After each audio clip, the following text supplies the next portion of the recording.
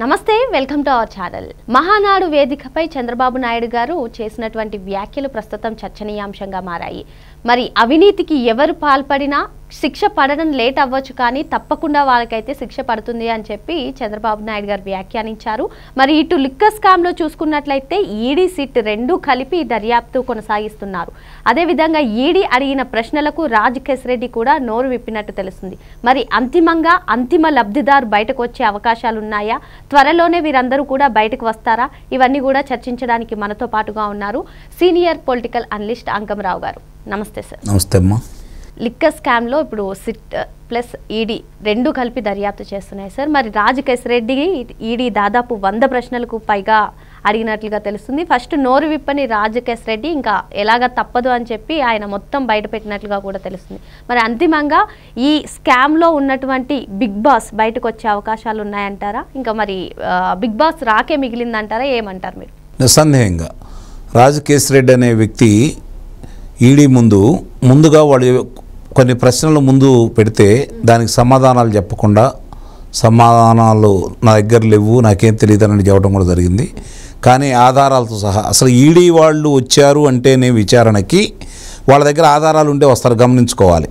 ఇంతవరకు ఈడీ వాళ్ళు వచ్చిన తర్వాత ఏ వ్యక్తులు కూడా ఇంతవరకు తప్పించుకోలేదు. వాళ్ళకి శిక్షలు పట్టడం ఆలస్యం అయితే కావచ్చేమో కానీ ఎవరు కూడా తప్పించుకోలేదు. కారాగారవాసం ఎవరికి తప్పలేదు. ఇప్పుడు వీళ్ళకి కూడా అదే పరిస్థితి. నిస్సందేహంగా రాజకేశ్ రెడ్డికి సంబంధించి విషయాలన్నీ వాళ్ళు ముందు పెట్టి అడిగారు. 100 ప్రశ్నలు వాళ్ళు అతని మీద సంధిస్తే దాదాపు 10 ప్రశ్నలకి తెలియదు, మర్చిపోయాను, గుర్తులేదు అని చెప్పి బుగాయించడం కూడా జరిగింది. తర్వాత ఆధారాలన్నీ ముందు పెడుతున్న తర్వాత నీళ్లు నమిలి వాస్తవాలు ఒక్కోటి బయట పెట్టారని చెప్పనే విషయం అయితే ఇప్పుడు మనకి తెలుస్తూ ఉంది. అది ఈ ధనాన్ని ఎంత దానం ఏ రూపేణా నువ్వు పంపించావు, ధనం రూపేణా ఎంత పంపించావు, బంగారం రూపేణా ఎంత పంపించావు, లేకపోతే మిగిలిన వివిధ మార్గాల ద్వారా ఎవరికి చేర్పించావు, ఎవరి దగ్గరికి పంపిస్తే ఎవరి దగ్గరికి చేరిని, దీంట్లో నీకు తెలిసిన విషయాలు ఏంటి, ఇదిగో ఈ వివరాలన్నీ నువ్వు బయటికి తీసుకురా, దీనికి సంబంధించి అన్నీ చెప్పు అని చెప్పని అడిగిన తర్వాత తప్పనిసరి పరిస్థితుల్లో వాస్తవ విషయాలన్నీ చెప్పాల్సిన పరిస్థితి వచ్చింది. ఎందుకంటే ఏ ఖాతా నుంచి ఏ ఖాతాకి ఎంత పంపించాడో ఉంది, ఎన్నెన్ని ఖాతాలు ఉన్నాయో కూడా వివరాలన్నీ ఉన్నాయి. ఈరోజు అతని పేరు మీద ఉన్నటువంటి పరిశ్రమల వివరాలన్నీ ఉన్నాయి. ఇవి ఎక్కడి నుంచి వచ్చినాయి, ఈ పరిశ్రమలు పెట్టడానికి కారణం ఏంటి, ఈ ధనం నీకు ఎక్కడి నుంచి వచ్చింది, ఈ పరిశ్రమలో నువ్వు పెట్టిన ఆలోచన విధానం ఏంటి, నువ్వు నడిపిన విధానం ఏంటి అని చెప్పని వరుసనే ఆయన అడుగుతూ ఉంటే ఏం చేయాలో తెలియని పరిస్థితుల్లో చాలా విషయాలు అయితే బయటికి చెప్పాడు. ఈ పరిస్థితుల్లో మీరు అడిగినట్టు తదుపరి ఎవరు, ఇప్పుడు నిన్నటిదాకా వీళ్ళ పేర్లు బయటికి మనకు తెలియకుండానే వీళ్ళ పేర్లన్నీ బయటకు వచ్చినాయి. ఆ తర్వాత ధనుంజయ రెడ్డి పేరు బయటకు వచ్చేసింది. తర్వాత ఓఎస్టీడీ కృష్ణమోహన్ పేరు బయటకు వచ్చేసింది. వీళ్ళందరికీ కాదని బాలాజీ గోవిందప్ప అసలు సూత్రధారి అతననే విషయాలు ఇప్పుడు ఒక్కోటి బయటకు వస్తూనే ఉన్నాయి. మొన్న అవినాష్ రెడ్డి పేరు, వాళ్ళ తండ్రి భాస్కర్ రెడ్డి పేరు, వాళ్ళ అనుచరుడైనటువంటి హనుమంతప్ప రెడ్డి పేరు బయటకు వచ్చేసినాయి. అంటే ఇక్కడ పంచుకొని వాళ్ళు ఆంధ్ర రాష్ట్రాన్ని తలా మొక్క ఏర్పాటు చేసుకొని ఏ మొక్క నుంచి ఎంత లాక్కోవచ్చో వాళ్ళు స్పష్టంగా చేశారని దీన్ని బట్టి అర్థమైపోతూ ఉంది. ఇప్పుడు మనకు తెలిసిన ఈ పేర్లే కాకుండా ఇంకెంతమంది బయటకు వస్తారో కూడా చూడాల్సిన పరిస్థితి అయితే చాలా స్పష్టంగా ఉన్నాయి. అంతిమంగా అందరి అడుగులు ఎవరెవరు ఏం తీసుకున్నా కూడా అంతిమంగా మేము 5 పైసలు మాత్రమే తీసుకున్నాం, మిగిలిన 95 పైసలు అధినేతకే చేరినాయి అని చెప్పని అధినేత ఎవరంటే జగన్మోహన్ రెడ్డి అనే చెబుతున్నారని చెప్పి మనకు చాలా స్పష్టంగా అర్థమైపోతూ ఉన్నాయి. కాబట్టి ఇంకా ఎన్నో అడుగుల దూరం అయితే లేదు. ఈడీ వాళ్ళు వచ్చారు కాబట్టి ఎక్కువగా కాలయాపన కూడా జరిగిద్దని అయితే నేనైతే భావించట్లేదు. నిస్సందేహంగా వాళ్ళు ముందుగా రానాయన మాకు వచ్చిన సమాచారం ప్రకారం నీ పేరు కూడా ఉంది, నీ దగ్గరికి ముడుపులు చేరినాయి అని చెప్పని భావిస్తూ ఉన్నారు. కాబట్టి వచ్చి వివరణ ఇవ్వు అని చెప్పే సమయం కూడా ఎక్కువ రోజులు లేదు అనేది అయితే మాత్రం చాలా స్పష్టంగా అర్థమైపోతా ఉంది. Okay sir. అసలు ఈ స్కామే జరగలేదు, చంద్రబాబు నాయుడు గారే కావాలని మాపైన ఈ విధంగా ముద్ర వేస్తున్నారని చెప్పి జగన్మోహన్ రెడ్డి చాలాసార్లు చెప్పడం జరిగింది. మరి ఇప్పుడు ఈ విచారణలో రాజకేశ్ రెడ్డి నోరు విప్పడం కానివ్వండి, మిథున్ రెడ్డి కూడా త్వరలోనే అరెస్ట్ అవుతారని చెప్పే వార్తలు వస్తున్నాయి. ఏమంటారు ఓవరాల్గా లిక్కర్ స్కామ్ గురించి? ఇప్పుడు దాంట్లో ఎలాంటి కుంభకోణం జరగలేదు అని చెప్తున్నప్పుడు, ఎక్కడ ఏమీ జరగలేదని చెప్తున్నప్పుడు ఎందుకు సజ్జల రామకృష్ణారెడ్డి, తలసిల రఘురాం ఎవరైతే ఉన్నారో సజ్జల శ్రీధర్ రెడ్డి దగ్గరికి వెళ్ళారు? కారాగారంలో ఉంటే ఎందుకు వెళ్ళాల్సి వచ్చింది? విజయసాయి రెడ్డి అమ్ముడు పోయాడని ఎందుకు అంటున్నాడు? ఇదే కేసిరెడ్డి రాజశేఖర రెడ్డి అమ్ముడు పోయారని ఎందుకు అంటున్నారు? అధికారులను బెదిరించి వాళ్ళ దగ్గర తప్పుడు వాంగ్మూలం తీసుకున్నారని చెప్పని ఎందుకు అంటున్నారు? అసలు ఏదీ లేనప్పుడు వీళ్ళ గురించి ఎందుకు ఒత్తిడి తీసుకొస్తున్నారు? ఎందుకు అభియోగాలు మోపుతున్నారు?